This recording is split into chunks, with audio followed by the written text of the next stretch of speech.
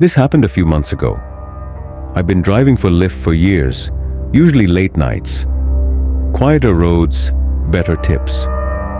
But sometimes you get a story that sticks with you. Not in a good way. I've had my share of odd passengers, but nothing like this. I didn't have a dash cam then, but that night made me install one. It started normal. My beat-up 2005 Volvo, the usual weird sounds, deserted streets. Around 2 a.m., I got a request from a closed convenience store. Lights off, no cars. I felt uneasy but drove up. A guy in a ratty hoodie was pacing outside, jerky movements, glancing over his shoulder. He looked high. I should have canceled, but I didn't. He slid into the back seat without a word. He stared at me through the rearview mirror. No blinking, no looking away. I turned on the radio to break the silence, but he snapped, "Turn it off." His voice was deep, raspy. I did as he said, gripping the wheel tighter. He asked if I'd ever picked up someone I shouldn't have. I laughed awkwardly, but he didn't react. He muttered about being an Uber driver, quitting after punks stole from his car. He slurred his words but smiled the whole time, unsettling. Then he said, "It's funny how much trust you put in someone sitting right behind you." My pulse spiked. He kept babbling, apologizing to someone. Not me, saying he'd done something awful. We were minutes from his stop when he yelled I'd missed the turn. I hadn't, but I pulled over. A police car appeared behind us. He slouched down, hiding.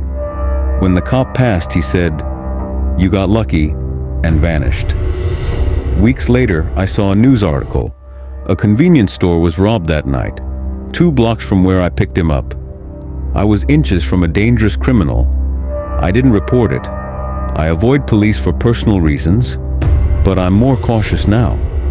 I used to live in the city, but after a traumatic experience, I developed phonophobia, a fear of noise. Every sound felt like a jolt. I moved to a cabin in the Pacific Northwest, deep in the woods. No neighbors, no noise, just peace.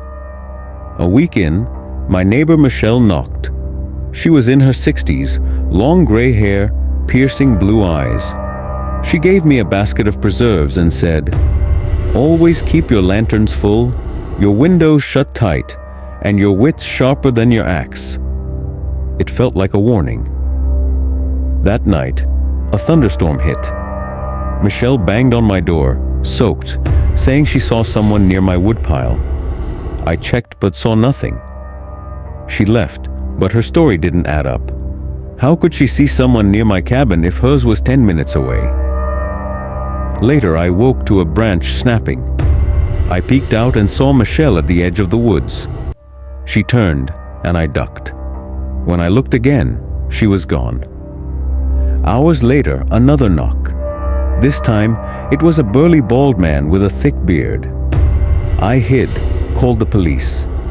He broke in, smashed things, then left. The cops arrived but didn't help. They said Michelle's cabin had been abandoned for decades. I moved out the next day. Some say Michelle was a spirit protecting me. I think she and the man were squatters. I'll never know why she warned me. My name is Luke. My girlfriend Catherine and I met in college. We're from Ohio but go to Stanford. Every Christmas we split time between our families. This year, we drove late at night, blasting Juice WRLD. It was peaceful until my phone rang. An unknown number. I ignored it, but it rang again. The third time, I answered. A man said, "Hello, Luke," then recited personal details. My name, address, even Catherine's. He said, "I'm not here for you. I'm here for Catherine." I pulled over, shaking. Catherine hung up. I tried calling back, but it didn't go through. She said she was scared, but I couldn't shake the feeling something was off. We drove in silence. At her house, she cried, saying she didn't feel safe. It's been a month, and I still don't know who called. Only our families knew we'd be driving that night. I brace myself every time my phone rings. I know he'll call again.